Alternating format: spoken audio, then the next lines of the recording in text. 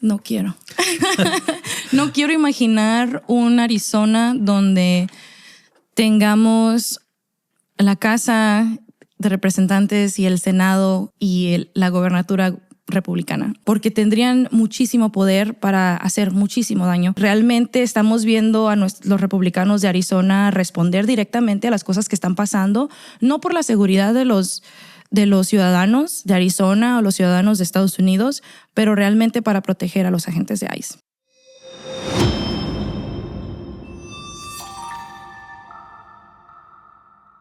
Muchísimas gracias por seguirnos en Podcast Prensa Arizona. Les habla y les saluda Oscar Ramos. Y bueno, pues hoy tenemos de invitada a Cassandra Álvarez de Rural Action o Acción Rural. Así Rural Arizona Engagement, sí. O Race. Hoy suena como los carros, ¿no? Sí. Race. Rural Arizona Engagement y también Rural Arizona Action. Soy directora de comunicaciones para las dos organizaciones y Rural Arizona Engagement, porque sí, está difícil de decir. Normalmente lo decimos como RAISE. Ajá, pues Rural Arizona. Y bueno, pues vamos a hablar de varios temas. Cassandra, muchísimas gracias por acompañarnos esta mañana. Y bueno, pues la nota que llevamos como principal este día habla precisamente de lo que está sucediendo en los centros de detención y viene a raíz de que la semana pasada la Suprema Corte de Justicia de los Estados Unidos pues dijo que sí se puede procesar o se pueden llevar a cabo pues investigaciones y probablemente procesos penales en contra de esta compañía privada que se llama GEO Group, que administra pues muchísimas prisiones privadas en los Estados Unidos, aquí también en Arizona. Y bueno, sobre cómo mantienen a los inmigrantes y están recibiendo no millonarias, sino billonarias con B, pagos por parte del gobierno federal. Platícanos de la experiencia que tienes como parte de esta organización, Cassandra, con las prisiones privadas. Claro que sí, pues lo que pasa en las comunidades rurales es que estos centros de detención, prisiones, regularmente están en nuestras comunidades. Están en los pueblos, como por ejemplo en Florence, en Eloy hay otra prisión, donde también tienen a inmigrantes que tal vez no es el lugar adecuado para tener inmigrantes, especialmente cuando no tienen antecedentes criminales, pero están junto a otra población, ¿no? Entonces, este tipo de centros de detención y compañías regularmente van a las zonas rurales porque no hay tanta gente y hay escasez de trabajo. Entonces, es lamentablemente algo que vemos en nuestras comunidades porque la gente pues necesita un lugar a donde ir a trabajar y estas compañías ven a nuestras comunidades como el lugar perfecto. Nosotros recientemente estuvimos en Eloy haciendo una vigilia para poder levantar y los nombres de las personas que han fallecido a las manos de ICE y también pues para mostrarles y gritar bien fuerte a los inmigrantes que están en esos centros de que estamos ahí, de que estamos abogando por ellos en las afueras y que pues vamos a seguir peleando para que situaciones como esas no pasen. Y pues por mucho tiempo hemos visto que este es un patrón de las corporaciones. Hacen contratos con el gobierno, abren sus prisiones o amplían sus prisiones y pues es muy probable que exploten a las personas que están ahí adentro con trabajo, pagándoles lo mínimo y pues ganando lo más que puedan ellos.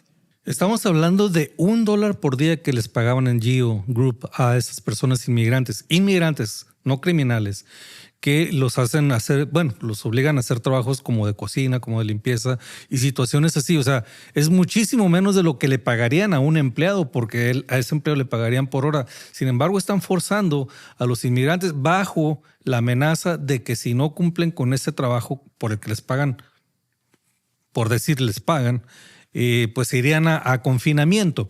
Entonces de eso se trata precisamente la resolución que tomó la Corte Suprema de los Estados Unidos sobre ese abuso laboral por parte de estas corporaciones. Pero no solamente es eso, se ha hablado de muchísimas otras acciones que dejan muchísimo que desear para, sobre todo, corporaciones que están ganando billones de dólares.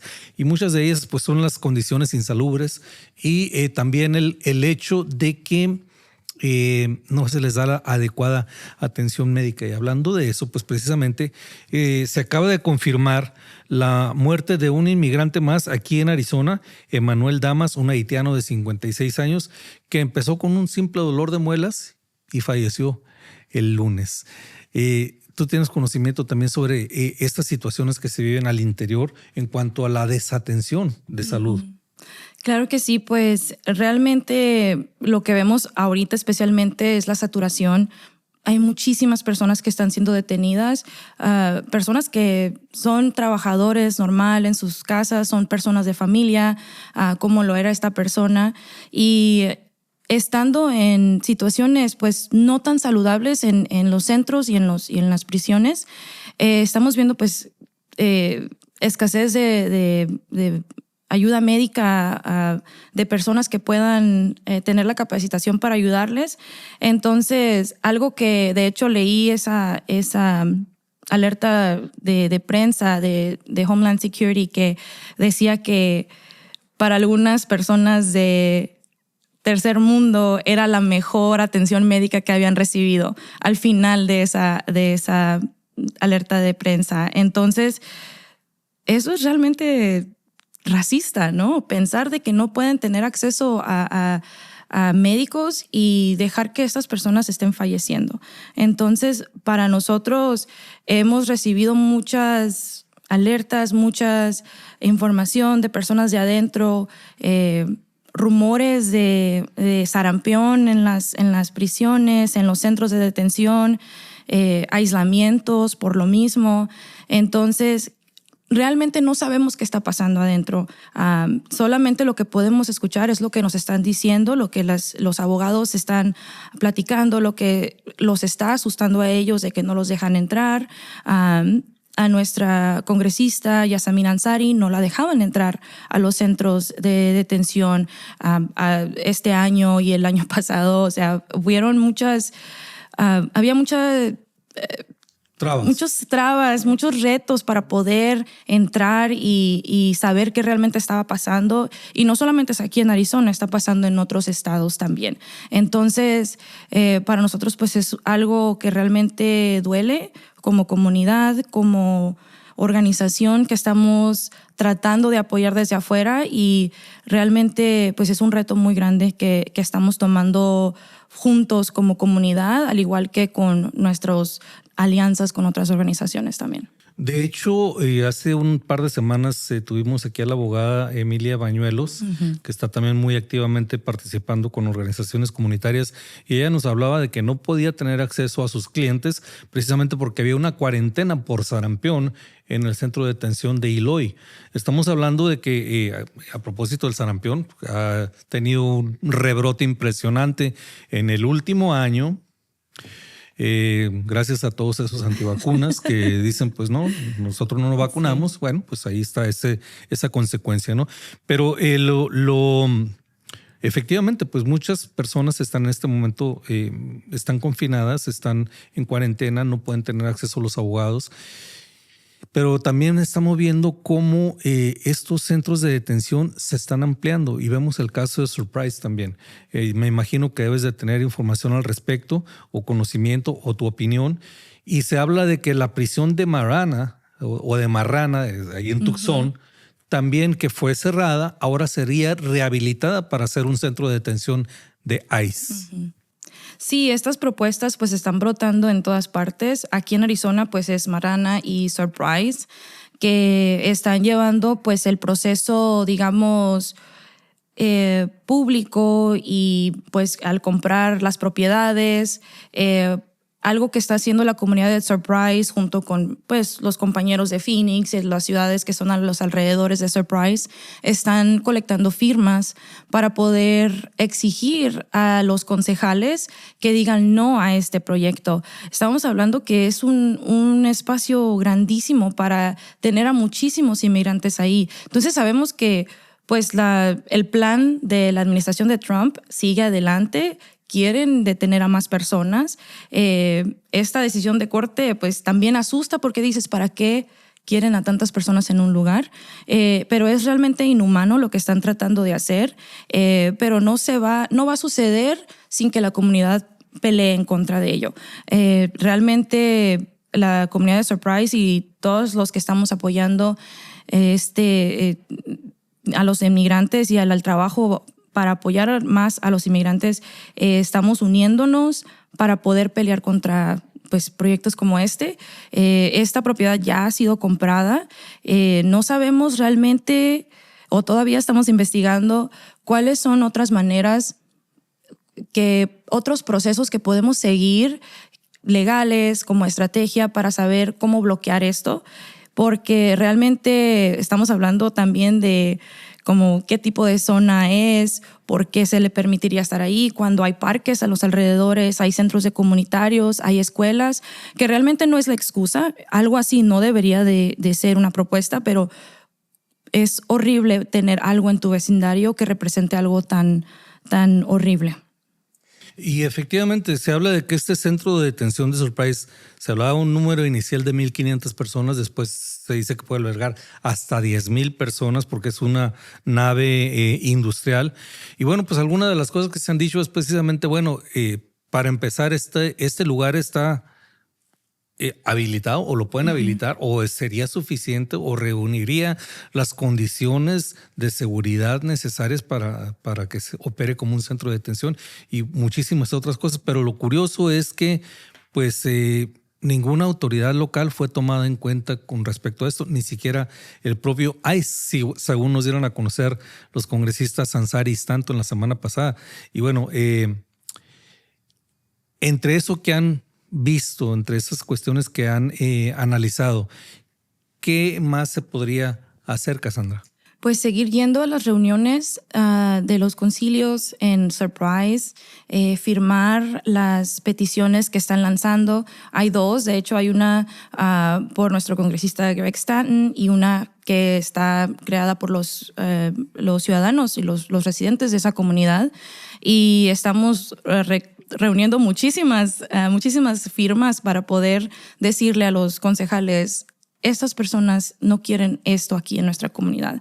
Y pues realmente esa es la pelea también. Y algo que tiene el gobierno federal es que tiene de muchas maneras mucha capacidad para hacer lo que quieran con sus propiedades. Entonces, eso es un reto que es un poco diferente, pero pues estamos buscando esas maneras de poder pelear ese centro que están tratando de crear ahí, de construir ahí. Entonces, primeramente, seguir yendo a las reuniones y firmar las peticiones. Nosotros también queremos que la gente se involucre más en la pelea contra este ataque a los inmigrantes. Entonces hay muchas organizaciones aquí en Phoenix, están aquí en Phoenix para involucrarse y ser parte de este movimiento.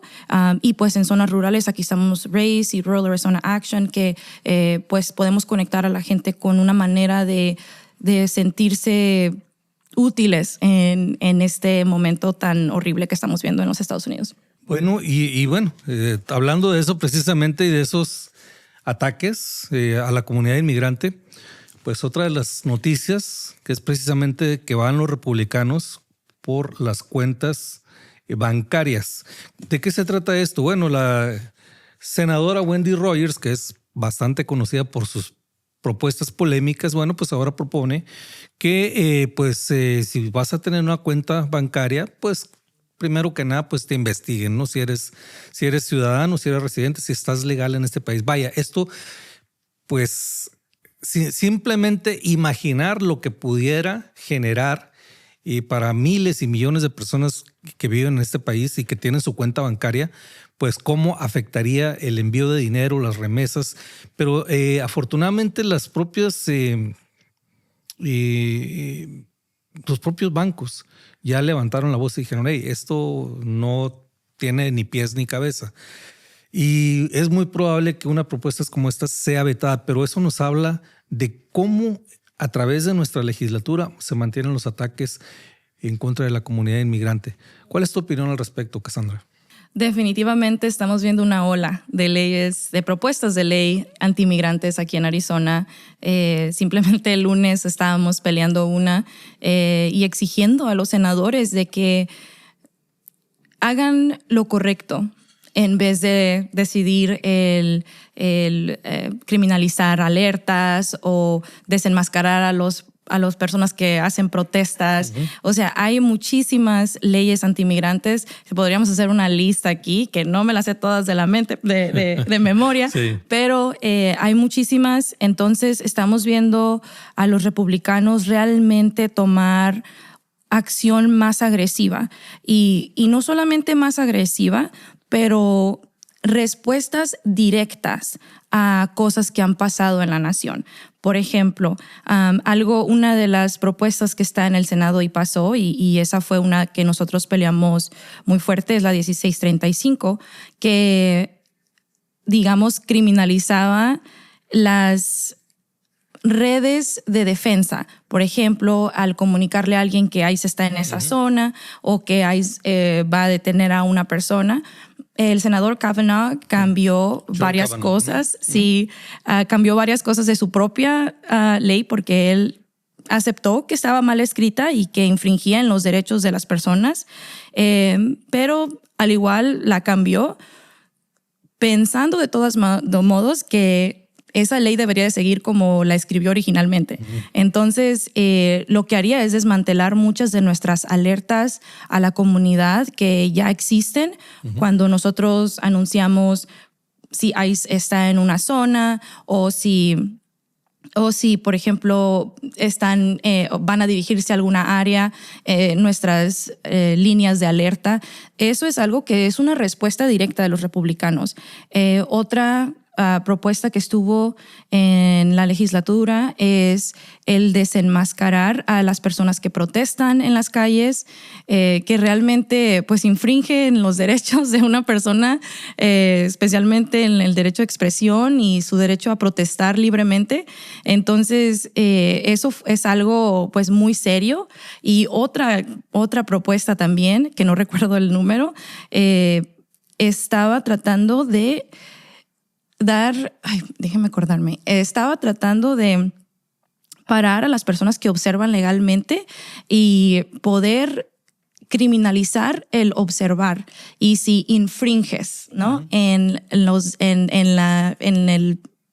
el agente de ICE o si está cerca de él, como lo que pasó con la persona en Minnesota, ¿no? De que falleció. Uh-huh. Sí, entonces realmente estamos viendo a los republicanos de Arizona responder directamente a las cosas que están pasando, no por la seguridad de los ciudadanos de Arizona o los ciudadanos de Estados Unidos, pero realmente para proteger a los agentes de ICE.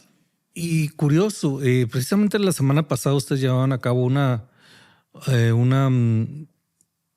conferencia de prensa en la que participaron varias organizaciones comunitarias pidiendo que se desenmascaren los agentes de ICE. Se presentaron propuestas, obviamente fueron bloqueadas, pero la ironía, la hipocresía, como le quieran llamar, y muchas veces nos acusan de tirarle hate a los republicanos, ¿no? Pero las propuestas antiinmigrantes vienen de parte de los republicanos y no hay de otra. Pero la hipocresía, pues, de que quieren criminalizar a alguien que protesta con una máscara, pero están muy cómodos con el hecho de que los agentes de ICE pues están haciendo su trabajo enmascarados, ¿no?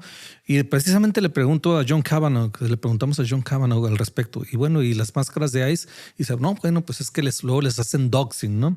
Ese famoso doxing, por si no saben lo que es pues acosarlos, ¿no? Y pues pobrecitos a ellos, a su familia, pues pues no está bien. Entonces se protegen. Y dice, si yo fuera un agente de ICE, yo también usaría una máscara para proteger a mi familia. Pero hablando precisamente de estas propuestas que, vamos a dejarlo claro, ya fueron bloqueadas, ¿qué era lo que pedían o qué es lo que se pide, Cassandra? Pues nosotros lo intentamos en la Casa de Representantes y en el Senado de parte de Rural Arizona Action, ¿no? Lo que nosotros tratamos de hacer es de que la representante Mariana Sandoval y la senadora Catherine Miranda hicieran lo que se le llama enmiendas a las leyes que estaban tratando de criminalizar a inmigrantes o observadores legales, para que en vez de que sus leyes procedan, que fueran leyes que desenmascaren a los agentes de ICE mientras operan aquí en Arizona. Vaya, o todos coludos o todos rabones, diríamos en México, ¿verdad? Pues ¿quieres desenmascarar a un protestante? Pues también desenmascara a los de ICE, ¿verdad? Claro que sí. Así como decimos en México, todos coludos o todos rabones. Claro, y no solamente eso, pero realmente te pones a pensar en la ironía de están tratando de desenmascarar a un protestante, una persona que protesta, que es un civil con la libertad de expresarse de cualquier manera que quieren, y lo estás comparando con un agente que debe de seguir y respetar la Constitución, que tiene reglas, que representa al gobierno federal. Estamos hablando de que estás tratando de poner a estos dos tipos de personas en la misma mesa, en el mismo lugar, cuando son completamente diferentes. Los agentes de ICE han causado una ola de miedo en todo el país, no solamente aquí en Arizona.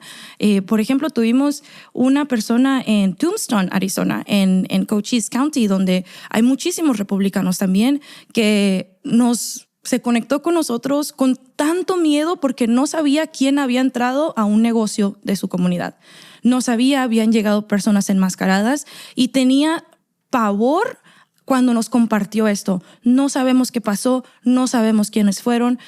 Hasta ahorita tampoco sabemos. No sabemos porque no pudimos realmente confirmar quiénes estuvieron ahí. Ese es parte del apoyo que nosotros brindamos a la comunidad. En otra ocasión, en Yuma, en una tierras donde trabajan los migrantes, ¿no? Fuimos a esta granja y habían desaparecido personas y no sabíamos qué estaba pasando. Ellos nos hablaron con miedo, no sabían quién había estado ahí, qué había pasado. El dueño de la farm no sabía qué había pasado. Entonces, estamos hablando de que hay mucha violación a los derechos. Los agentes de ICE no se están, diciendo quiénes son, sus números de badge, no están dando esta información que deben de ser parte de su requerimiento como agentes de federales, digamos, ¿no? Entonces, no se están identificando y es un gran problema porque la gente no sabe quiénes son. Entonces, para nosotros era importante dejarles saber a los senadores de que sí causan miedo y que la verdad, la seguridad real es poder ver las caras de quienes son. Especialmente, pues, no solamente aquí en Phoenix, pero en las comunidades rurales, realmente se basa en la confianza. Entonces, tus policías o los del departamento de sheriff son las personas, son tus vecinos, son las personas que tú ves día a día porque son comunidades muy pequeñas. Entonces, llegan extraños que dan miedo porque llegan enmascarados, no se identifican y causan una ola de miedo que estamos viendo no solamente aquí en Phoenix, pero estamos viendo en las comunidades rurales. Y lamentablemente este tipo de acciones también han causado una unidad entre las comunidades. Las personas están saliendo a decir, esto nos da miedo, esto no está bien, esto no es lo que yo pensé. Entonces, sí estamos viendo más unidad entre comunidades, las ciudades y los pueblos, pero eso es lo que nosotros tratamos de hacer, de que los agentes de ICE no estuvieran operando en Arizona con máscaras y pues los senadores republicanos decidieron que era muy peligroso para los agentes y pues esas enmiendas cayeron, pero no significa que van a parar ahí. Nosotros vamos a seguir trabajando para poder desenmascarar a los agentes de ICE aquí en Arizona. Bueno, fíjate, hablando y ya para cerrar el tema también de las cárceles, pues en la investigación que realizamos para sacar este artículo, pues se habla también de quiénes están siendo beneficiados en sus campañas políticas. Y bueno, pues para nadie es un secreto que en su momento el presidente Donald Trump ofreció o habló de pues estas deportaciones masivas. Y viene a colación porque Geo Group y CoreCivic ofrecieron millones y millones a la campaña, no solamente de Donald Trump, sino también de congresistas republicanos, pero ahí no para la cosa. Todo viene hacia abajo. Aquí en Arizona también varios legisladores importantes como John Kavanaugh, como Steve Montenegro y algunos otros están recibiendo también donativos por parte de estas corporaciones. Y precisamente le pregunté yo a John Kavanaugh que si estaba recibiendo donativos de estas corporaciones, y su respuesta fue pues que es muy probable por medio de los PAC, ¿no? Los PAC, esos famosos PAC son como vaya, ahí echan todo el dinero, es un barril sin fondo, no se sabe de dónde viene el dinero, simplemente ahí echan el dinero y pues a todos les toca una parte. Entonces dice, es muy probable que sí, pero no recuerdo todos mis contribuyentes o mis donadores porque no sigo sus instrucciones. O sea, con eso justificó. Conocimiento, ¿qué opinas tú de que políticos de Arizona, entre ellos Andy Biggs, el candidato a gobernador, pues están recibiendo donativos de estas corporaciones? Pues podemos aceptar de que estas personas están recibiendo dinero y están siendo apoyados por una razón, y es para que puedan seguir teniendo acceso a la tierra de Arizona, al agua de Arizona. No solamente son las prisiones, pero hay muchísimos otros problemas con la manera que ellos reciben sus donaciones, ¿no? Para nosotros, algo que tenemos muy claro es de que cuando ellos están recibiendo dinero, sabemos de que ellos van a apoyar esas propuestas, van a tener personas hablándoles al oído, esto es una buena propuesta porque X. Y no solamente eso, pero también para que ellos sigan estando en mandatos y que sigan siendo legisladores, van a necesitar seguir haciendo campañas. Entonces, ese dinero pues es algo que ellos necesitan o piensan que ellos necesitan. Entonces, lamentablemente es un problema que va a seguir. Por eso es muy, muy importante que levanten sus voces y que se involucren muchísimo en esta siguiente elección que se viene en noviembre, que son los midterms, ¿no? Las elecciones de medio término, porque aquí es cuando vamos a decidir quiénes van a representar a Arizona. Muchas veces los legisladores o estas personas están representando los intereses de corporaciones y de compañías, no de la persona normal. Aunque lo digan, no significa que sus decisiones están realmente reflejando los intereses de las comunidades, de lo que realmente necesitan, porque están tomando decisiones horrendas con el agua, con migración, con muchísimas cosas. Sus ciudadanos y sus residentes tienen miedo a tener personas enmascaradas en sus comunidades, y aún así decidieron decir que no, decidieron proteger a otras personas. Entonces, lamentablemente estas corporaciones pues son los que toman las decisiones, los millonarios son los que están tomando esas decisiones, y los legisladores republicanos lo que estamos viendo es que no están tomando decisiones que realmente apoyan a las comunidades trabajadoras, a las personas que están viviendo el día a día aquí en Arizona. Hablando de las elecciones de medio término pues son muy importantes porque está la posibilidad de cambiar el Congreso, ¿no? Sabemos que en este momento el Congreso federal está dominado por los republicanos, tanto la Cámara de Representantes como la Cámara de Senadores. Pero también aquí en Arizona pues hay elecciones y también va la legislatura, pero también la más importante, la gubernatura. ¿Te imaginas la gubernatura de nueva cuenta en manos republicanas? No quiero.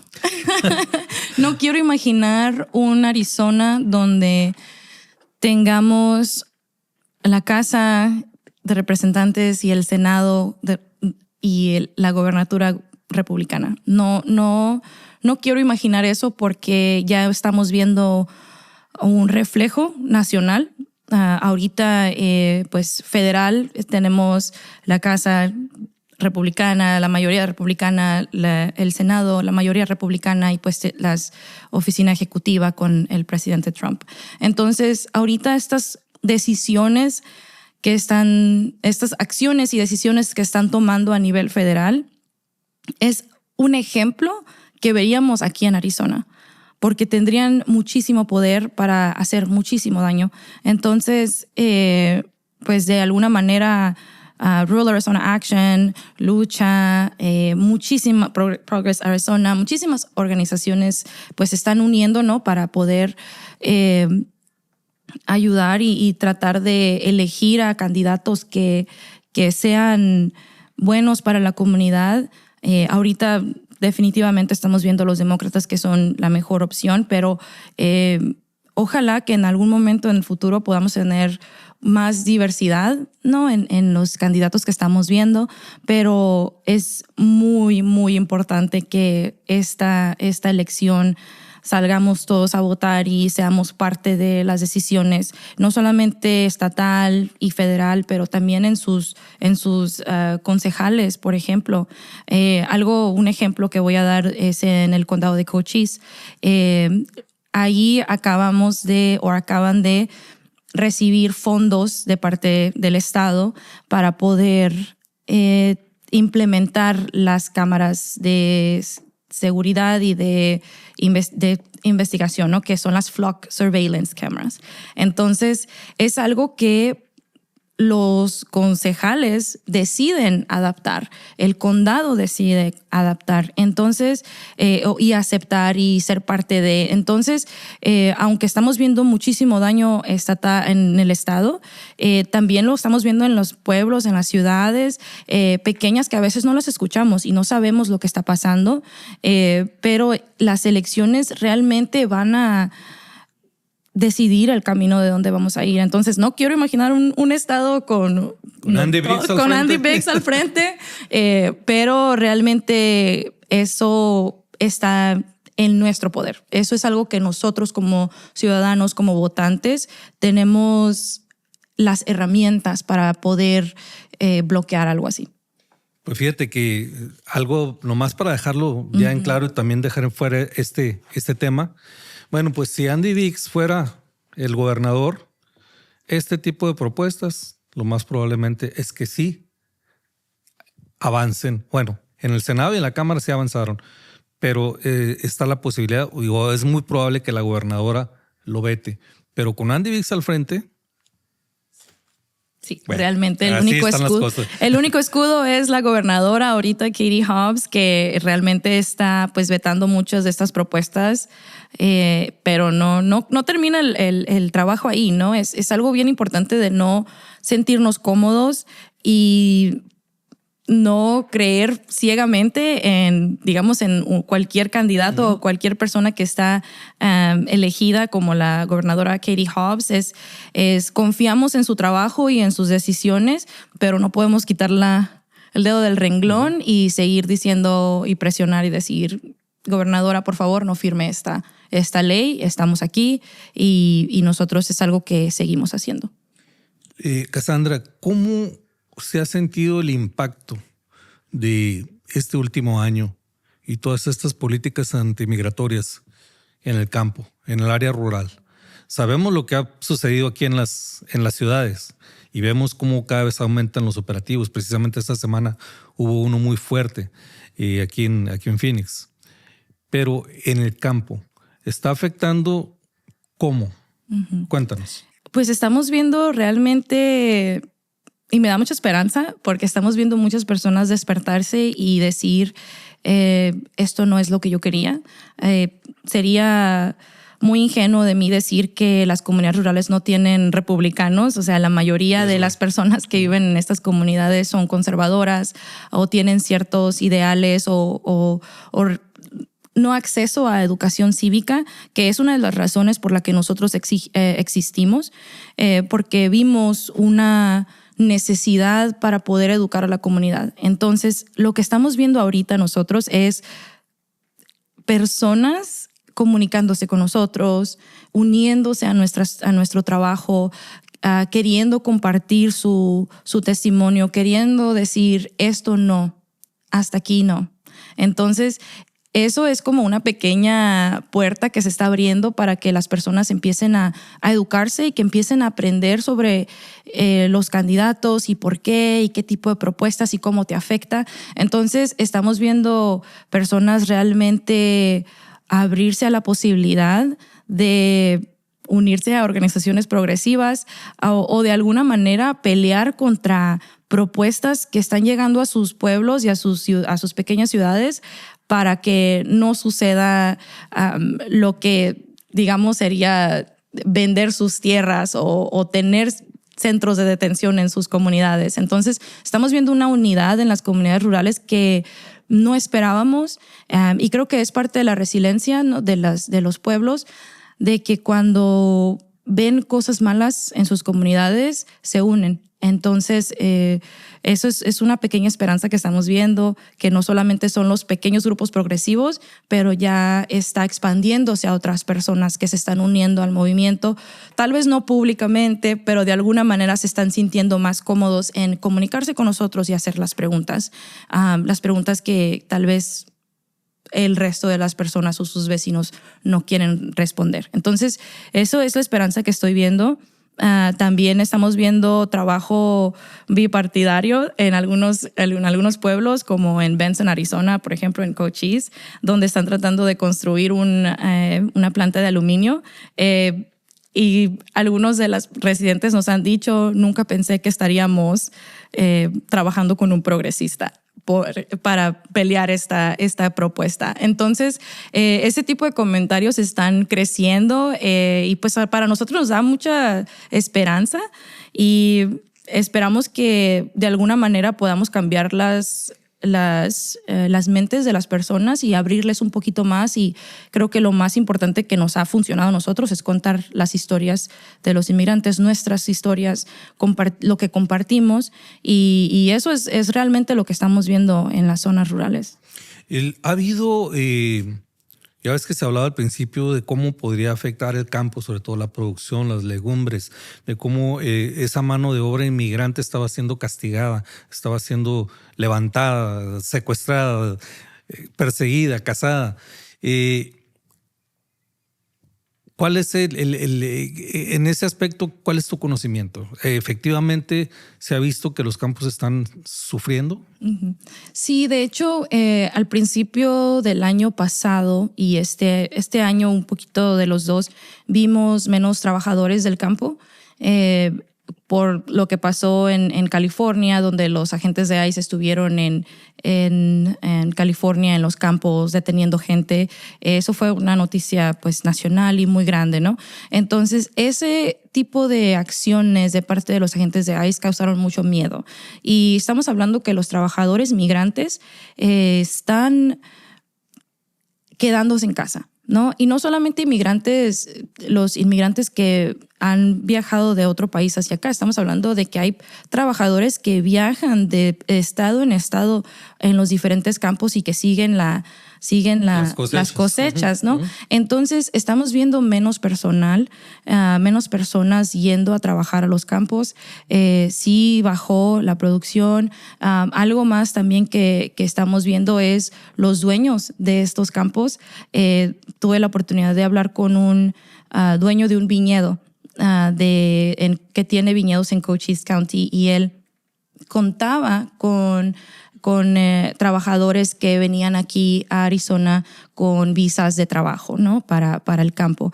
Y él nos compartió que sus trabajadores no habían sido aprobados sus visas, entonces tenía mucha preocupación de cómo iba a seguir su viñedo si él tenía un ciclo de trabajo, un ciclo de cosecha con estos trabajadores que conocían ya sus cosechas, que iban y venían de México aquí a Estados Unidos, aquí a Arizona. Entonces, esos son los tipos de preocupaciones que estamos viendo de los dueños de campos y también de los trabajadores migrantes. Muy bien. Cassandra, pues antes de irnos, es muy importante que nos digas sobre la organización que estás representando. ¿Cuándo surge? ¿Por qué surge? ¿Y cómo están trabajando? Claro que sí. De hecho, los fundadores de RAISE y de Rural Arizona Action realmente vieron una necesidad de una organización que solamente se enfocara en trabajo rural, porque ellos se lanzaron como candidatos en sus comunidades y había muchísima gente que tal vez no tenía la educación cívica que necesitaban. Había muchísimos jóvenes que no tenían acceso a oportunidades de liderazgo en sus comunidades. Entonces, en el 2020 tuvieron la idea de comenzar RAISE y de comenzar Rural Arizona Action, y realmente diría yo que la semillita que fue lo que comenzó todo este trabajo fueron programas de liderazgo para jóvenes en escuelas rurales que no tienen acceso como a programas para jóvenes con oportunidades de liderazgo. Entonces, ese programa se llama RAISE Leaders o Líderes de RAISE, y es para estudiantes de high school, y estamos enseñándole a esos estudiantes lo que es el poder cívico, lo que es el trabajo cívico, no solamente con nuestros ideales, pero para que ellos comiencen a pensar críticamente. Entonces, con el tiempo, con las generaciones, de hecho, graduamos al primer cohort que fue de 4 años, ¿no?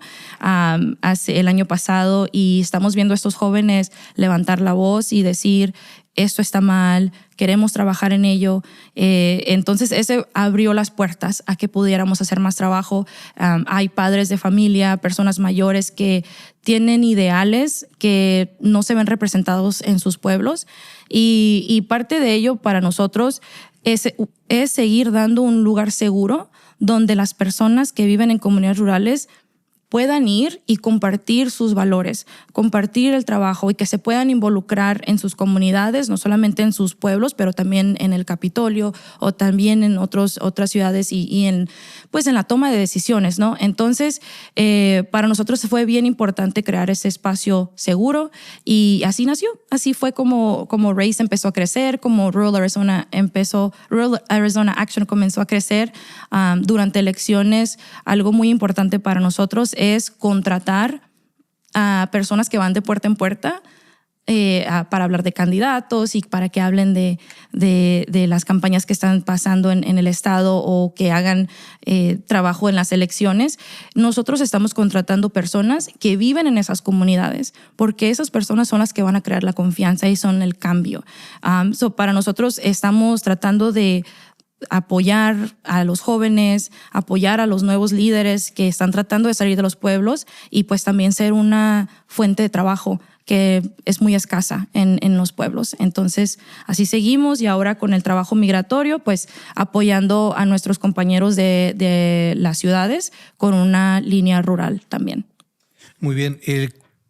En base al trabajo que están realizando en este momento, ¿cómo ves el panorama en estas elecciones 2026 aquí en Arizona? Pues estamos viendo muchas mentes cambiar. Estamos viendo que las personas están pensando un poco más en cuáles realmente son sus intereses. Entonces, para las campañas que se vienen ahora en noviembre, nosotros estamos creando acceso para que las personas tengan información sobre los candidatos. También vamos a lanzar un proceso de endorsement o de apoyo, donde nosotros vamos a tocar puertas en diferentes pueblos, en lugares remotos también, donde a veces la información de las campañas no llega, o un candidato tal vez no tenga el acceso a ir a un pueblo en el medio de la nada en Río Rico. Entonces nosotros tenemos acceso a poder hacer eso. Entonces, para nosotros es bien importante brindarles la información y que la gente pueda hacer sus propias decisiones basadas en sus propios intereses. Entonces, eso es algo que vamos a seguir trabajando. ¿Cómo contactar con Rural Arizona Action o RAISE, vaya? Ajá. ¿Cómo tener contacto con ustedes? Claro que sí, pues nuestra página de web es, por ejemplo, para RAISE, es raise.org. ORG.